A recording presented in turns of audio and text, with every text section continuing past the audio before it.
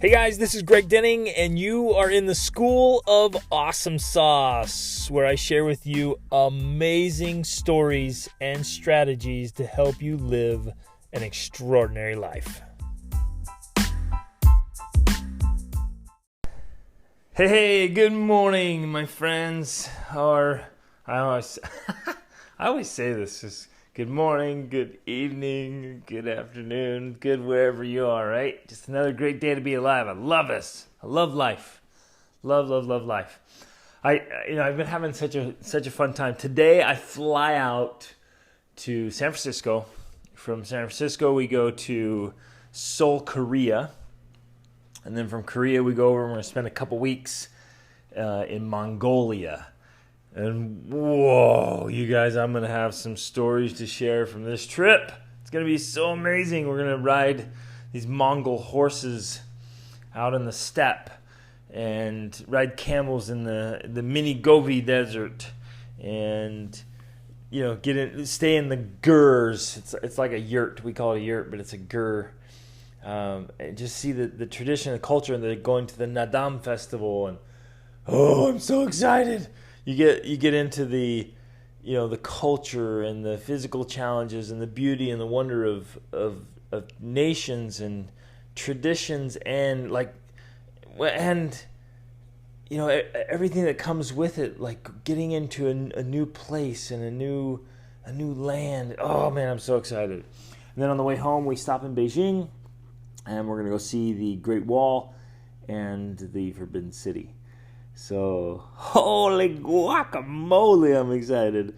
And then, of course, last week, I already told you this, last week I got to spend the week in Guatemala on a kind of a brief trip. We did a little humanitarian work with an organization we work with down there. And then we celebrated Independence Day here in the United States. And so my mind has been on this really fascinating idea. I was just in what we call, some people call them third world countries, and I just don't like using that term. I don't like that term. It feels like you're classifying people again and place. I don't know. I'd really like to try to avoid that. So my preference is calling them developing countries. They're still developing countries, and then we're in so-called developed nations. But it's a beautiful thing. It's a wonderful thing, and it's also an irony, and we're going to talk about that today. And then so celebrating, going from one developing country to celebrating Independence Day and then going right away to another developing country. And then this fascination between, even in these so-called developing countries, in the cities, there's unbelievable amounts of wealth and infrastructure and shopping centers and phenomenal cars and houses and beauty and buildings and then even in what we call the developing world, they have these civilizations that have been there for thousands of years doing unbelievable things, creating mind-boggling buildings inside of like I'm thinking specifically of ruins. If you guys have ever been to these ancient ruins, from Machu Picchu to Tikal in Guatemala to Chichen Itza and Tulum in Mexico and the Yucatan, to Palenque and Chiapas, and you go to these places and the old castles, right? The old castles all across in the Bergs, all across Europe, and they're just wonders, absolute wonders of things they were able to accomplish thousands of years ago or many hundreds of years ago. And wow, right? Wow, so cool. And things that are just still boggle engineers and just fascinate and amaze us. But as we get in, we've been out in really remote places. And interestingly, Mongolia is one of the least densely populated places in the world. And we're going to get way out away from everything, which is going to be so fun. And I love doing that as often as I can, get as far away from, what do you call it? I always call it like human creations. Like just get so far away from cities and buildings and the things we've created to only the things God created, right? And get way out there, and you get so disconnected, and it's almost like a reset button. You get to see and experience new things. But I've been in countries where, in places where there's just nothing out there. No internet, no cell phone service, and little villages. I remember going to a village in Peru, and it was all the houses were made out of like the adobe mud, just mud and clay mixed together. And they'd been like that for who knows how long, right? And I literally felt like we'd stepped back in time 150 years. As I remember, there was only a couple of houses in the very center that had a little light bulb in them. There was a little teeny bit of electricity with a little light bulb or something. Everywhere else was still, no electricity, no running water. But they had figured out they'd been living that way for a long time. And it was really high up in the Andes Mountains. And they just were living the old way. It's like, whoa, it's amazing. So in one part it was like amazing, inspiring, awesome. And the other part is like, whoa, they don't have electricity or modern plumbing. Like, whoa, this is crazy. They lack the modern infrastructure. And yet they still have, so many wonderful things. I've been over in India, in places where, the vast majority of the people did not have any kind of toilet or any kind of outhouse or septic tank. They had nowhere to go to the bathroom except outside, right? I was in all through Central America, and in the Dominican Republic, and up in Nepal, way up in the mountains in Nepal, where you to get your village, they reference their village a lot. You'd say, hey, where do you live? And they're like, 2 days that way or 3 days that way. They measure it by how long it takes to walk there. And when you get up there, what they have is what they've built. It's amazing, just amazing. There's so many places like that in the world, and I hope you'll go visit them. In fact, I remember one time, I got to tell some stories here. We were in Costa Rica. And Costa Rica is like that. Like you'll have these gorgeous mansions with ridiculous amounts of wealth and beauty and wonder and architecture. And the gardens will blow you away, and just beautiful things.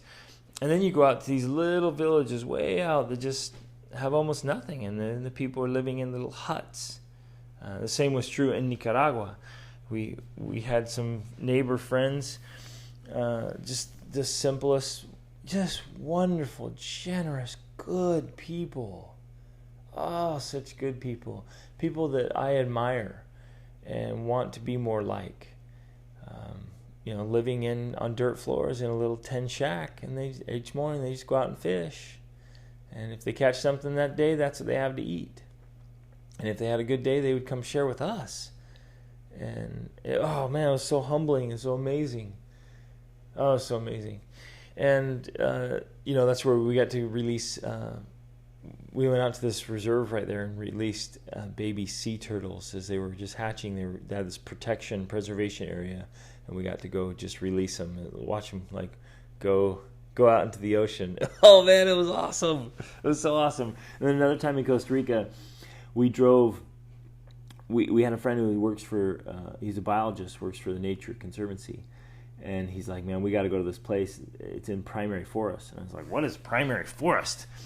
And he said it's forest that hasn't been touched, I think as he said it, for 100 or 150 years by people. They just kind of let it be.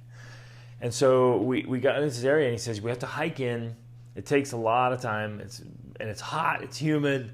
You carry all your stuff. You have to carry all your food in and all your stuff out, right? There was one little ranger station with a teeny little grass airstrip in the middle of this where, there's literally photographers and researchers and scientists in there from like National Geographic. And oh man, it was awesome.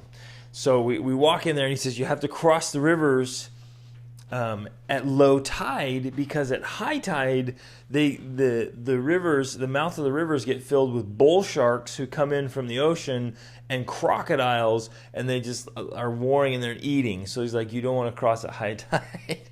We're like, yes, this sounds amazing. So we hike in there, and it takes forever and a day because we're big old heavy packs and in the sand and through the hot jungle. And we get in there, we get to our last river, and it had taken us so long, the tide was coming in, it was high. And we're like, oh man, now what do we do? Like, it was a big wide crossing. Like, geez, if we can't cross because we risk crocodiles and bull sharks, what do you do? Like, oh, this is crazy. I'm with my wife. We left our kids at home. We just had little ones. And my buddy and my sister-in-law was with us. And we're just like, oh, I don't know. I'm like, maybe we could just set up camp here. And I turned around to like look and see if there was any place to set up camp. And there was this gigantic spider web, like huge spider web right behind us with this massive spider in the middle of it. And we're just like, we're not camping here. Let's go. And so I went first. I'm like, okay, I'm just going. So I took off my pack, put it on top of my head, and just walked out. And it was like high, chest deep out there. And we're just like, please get across, please get across. And my wife was like, I'm not staying here. So she jumped in behind me, and we looked back ashore, and our friends just, white faces, like, what are we doing? But we made it across, went over, set up our camp in there, and then went down to the river. And man, sure enough, it was the river on the other side. So the camp was in between two big rivers. And river on the other side, and we saw a bull shark, a huge bull shark coming in, and then we saw tons of crocodiles. It was crazy. And then we did a little campfire and like cooked up some food on the beach right there, and there were literally thousands of hermit crabs, big hermit crabs all around. They were like coming towards our fire and our food, and oh man, it was amazing. We saw a gigantic nest of wild scarlet macaws. We saw the peccaries, I think they're called, the wild herds of pigs. We saw a tapir. I've never seen a tapir in my life, and one of those just came rumbling out of the bushes right there. It's like a cross between a giant pig and an elephant, and it was like, what is this thing? It's amazing! Saw the most amazing animals, and got to have, man, just an incredible time in this place. So remote, so far out there. There's just nothing out there but nature and God's creations, which are spectacular. But here's the lesson I want to share. So I hope you enjoy some fun stories, you guys. But here's the lesson I want to share that has just struck me so forcefully the last few days. That we have these so-called developing countries that they're just they're lacking infrastructure. The roads are falling apart, if there's even roads. I mean, the very first time we drove the Pan American Highway, we crossed into the border of Nicaragua, and the Pan American Highway, the main cross, it was like a Jeep trail with potholes that were almost as big as my vehicle. And I'm not exaggerating. Like, you're driving down in, there's tons of water. Like, it was crazy. So they're lacking roads. And I remember being in countries where the electricity would just go out all the time. It was just random. You just never knew what was going to happen. Like, sometimes you had electricity, sometimes you didn't. Sometimes you had running water, sometimes you didn't. That happened a lot in the Dominican Republic when we were there. Like, if you got water, man, save it up because you don't know if you'll have some. If you have electricity, enjoy it now because it may not be around.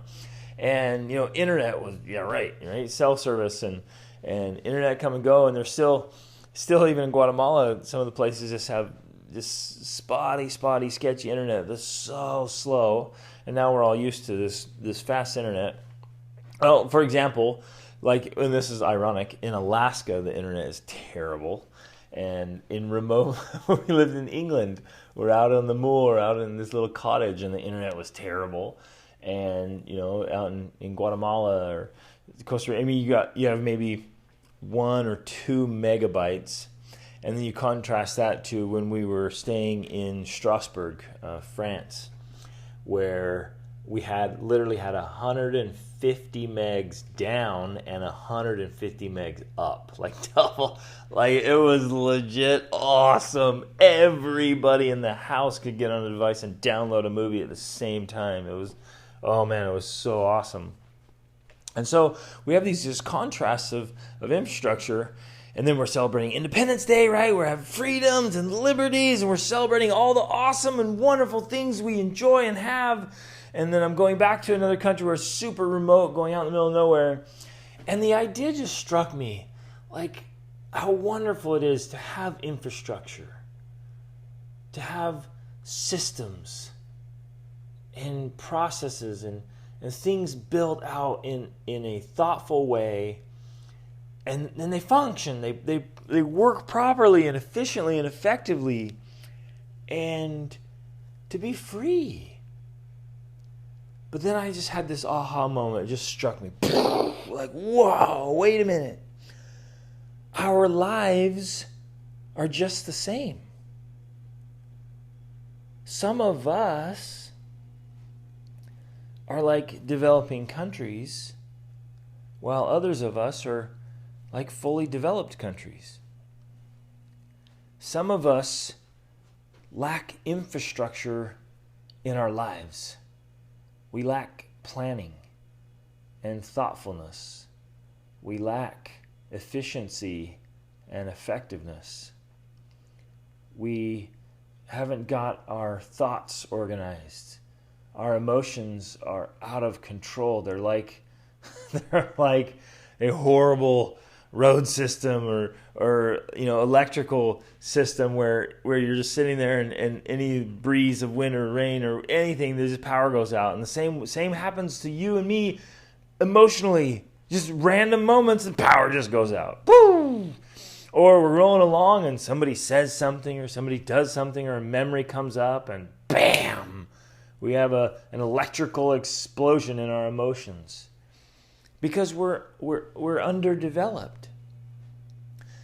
And it's fascinating, and I made a video about this and just have been thinking about this. Like, it's a sad waste of our freedoms and liberties to live in these wonderful and free countries that we do when we ourselves are not free. What good is a free nation if I am a slave to my appetites and my vices and my addictions and my emotions and my mindset, my fears, my doubts, my anxieties? You get what I'm saying? Like, this is powerful. Like, what good does it do me to live in a developed country if I remain underdeveloped? And this struck me so forcefully just with this week in Guatemala, Independence Day, and then a couple weeks over in Asia.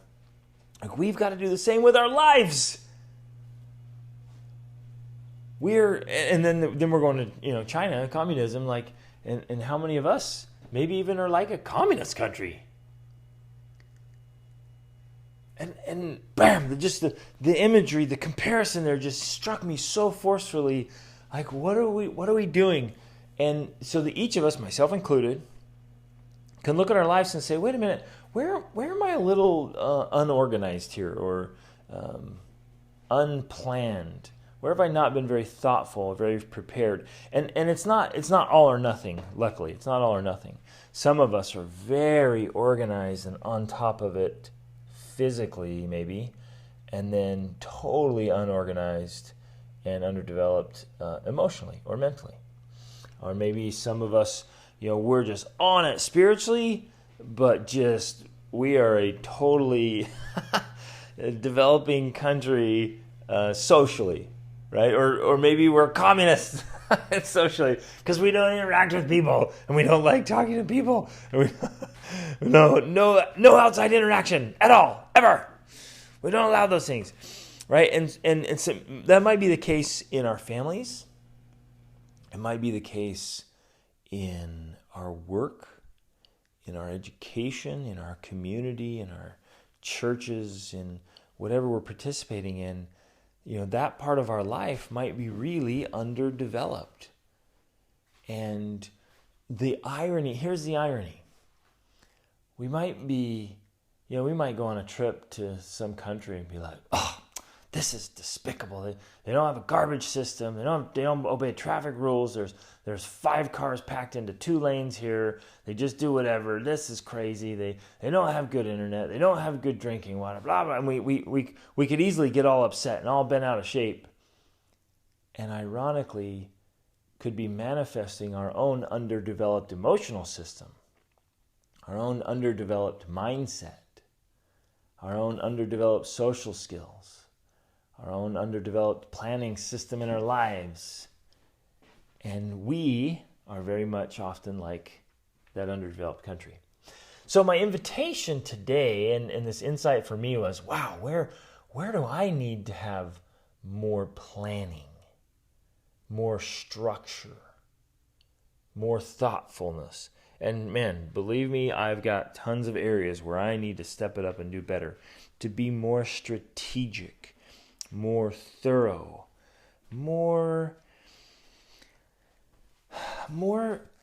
disciplined and more strict in raising my level of excellence, right? Because my friends, like, let this sink in. We get what we tolerate. We literally get what we tolerate. And so if we raise our standard of excellence in our own lives, and think about a nation that says, hey, we just will not tolerate littering and just throwing your garbage everywhere. It's just unacceptable. And the whole nation has that culture, and they just level up. Then you end up with a place like Switzerland, right? It's like, whoa! I mean, it's a postcard everywhere you look and everywhere you go. It's amazing. They have a cultural standard of excellence. They just will not tolerate, that kind of stuff going on. And the same is true in our lives. We've got to raise that standard of excellence and raise the level of what we will not tolerate in our lives, as far as things like, I'm not talking about, you can't control what other people do, but you can control you. That's the one thing you can control, and yet many of us do not. And so we just say, I'm not going to allow myself to get upset over dumb things, because only small people are bothered by small things. Right? That's the stuff toddlers do, but not adults. At some point, we have to outgrow that, right? And the good news in all of this is it's just development. It really is it's either underdeveloped or developed, and that's the good news for all of us. Is like we can take an area of our life where we're struggling and just say, oh, I'm just a little underdeveloped here. And so where do you need more planning? Is your house an example of unorganized matter and chaos? Is your mind unorganized and chaotic? Are your emotions underdeveloped and unstructured and undirected? We can control and direct our emotions. How are you doing socially? How are you doing spiritually? How are you doing financially? If you're doing business and education, what are you pursuing? Is it outlined? Is it clear? Do you know what you're doing, where you're going? Do you know where you're at and where you want to go? And so my invitation for all of us is to look carefully through each of the areas. And here's how to find out. Where are you struggling? Where are you struggling right now? Like, what's the biggest pain point in your life? I love when I'm doing coaching, this is what I do. Like, where's your biggest pain point? What hurts right now? And everybody that talks to you is like, oh, it's that. And almost without exception, when you look at your pain point, you'll find that there's usually some lack of infrastructure, so to speak. You go with me on the comparison here. Like there's some lack of infrastructure. There's some lack of planning, of organization, of efficiency, of effectiveness. There's something missing. And it's something that's just simply been underdeveloped. And so you put forth some thought and some time and effort, and bam, you literally can take your life from an India to a Switzerland. I love it. Oh, it's beautiful. And as we get clear on that, and this is literally what we do, like our whole School of Awesome Sauce coaching program, that's what this is for. That's literally what it's for. Like giving tools and resources to make these transformations, to develop areas in our lives that are underdeveloped. I was speaking with a new friend of mine that we met here, and I didn't know this because we just met him, but other people, of course, have seen the transformation. He told me he's lost 90 pounds in the last 5 months. 90 pounds. Whoa, it was so awesome. And he's like, I've tried for years to lose weight and all these other things. But he told me I had, and remember my podcast, I talked about this, where we have relationships to everything, right? We literally have relationships with everything. We all have relationships with food. And he did. He said, I had an unhealthy relationship, so I had to change my relationship with food. My mindset about food and about health, I had to change that. I changed my belief system. And then I had to set up systems. And here was this problem. So it's interesting being overweight, right? And out of shape. He said it was a relationship problem that was underdeveloped. It was a mindset problem that was underdeveloped. And it was a structural system around food. He's like, I don't want, if I had to think about it, I end up just eating things I shouldn't eat. And so he says he got coaching, right? Which is critical. He got coaching. And then he got a system, and he's like, I just got this food set up. And he says, I don't have to think about what to eat, or I'm not like, oh, should I eat that chocolate or donut or whatever. He's like, I'm eating this vegetables and protein was the thing. He's like, I'm eating this salad with chicken on it. Boom. Right? And I'm not going to, we set up systems. And so he got his food habits in line, right? So it's efficient, it's effective, it's thought out. He's got a system in place, and he has no tolerance now for the junk, right? He doesn't allow it. And then he got more organized in his mindset and his thoughts, and more organized in his beliefs and his relationship with food and himself. And he's like, now he has more energy than he's had in years. You know what I'm saying? Like, this is beautiful. And so mentally, emotionally, and physically, they're boom, getting systems in place and structures, and he moved that section of his life from underdeveloped to developed. And we can all do that same thing. So wherever your pain point is, look at where you're underdeveloped and get strict, my friends. Throw out some discipline here and act like you are a city planner. And you're putting things in place that are going to make it efficient and effective. And if it looks like chaotic, unorganized mess, get in there and clean things up and watch how it totally transforms your life. Oh, I love this stuff. And if there's any way I can help, please shoot me a message. Jump into our coaching. I do one-on-one coaching. I do group coaching. We do our monthly coaching. I have courses and programs. Like, this is literally what I do. I help people move from where they are to where they want to be in each important area of their life holistically, so that we get organized and structured, and life then is so efficient and so effective. Like, people are literally, kills me. People are suffering needlessly every day. They're struggling, really, really struggling. Just stress and turmoil and hurt and frustration, all completely needlessly, only because they're unorganized and unplanned and inefficient, ineffective, and underdeveloped. That's it.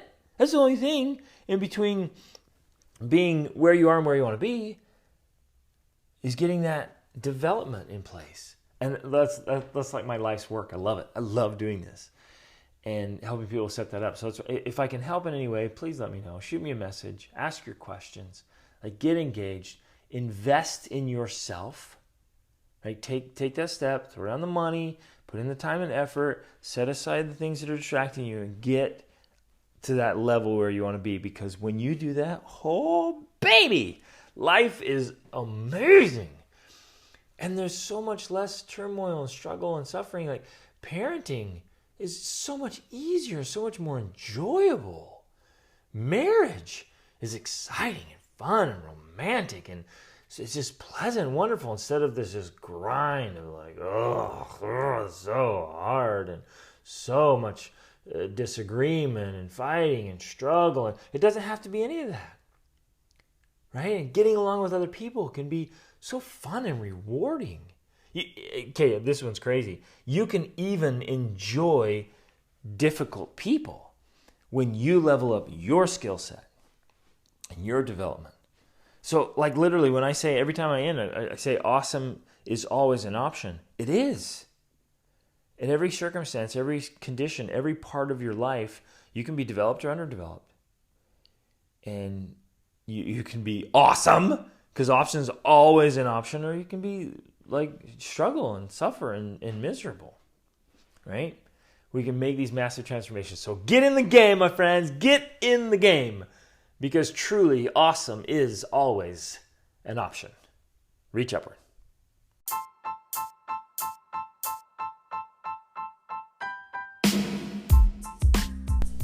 Hey everybody, thanks so much for listening to this episode. I hope you got a lot of value out of it and found some things that you can apply to your life right away. Hey, I'm being totally sincere when I say I live to help you live your extraordinary life. So I hope you'll reach out to me if you have any questions, or let me know how I can help you in any important area of your life. And in fact, this podcast is brought to you by the School of Awesome Sauce monthly coaching program. Take advantage of that. Get in there. It's the best way to get a breakthrough to the next level so you can level up your health, your spirituality, your emotions, your mind, your relationships, your finances, business, every part of your life. Just get in there where you have a coach and a mentor, you have a supportive community to make things happen. So jump in there, take advantage of this, try it out, get in there with us, and level up your life. See you on the inside. Reach upward.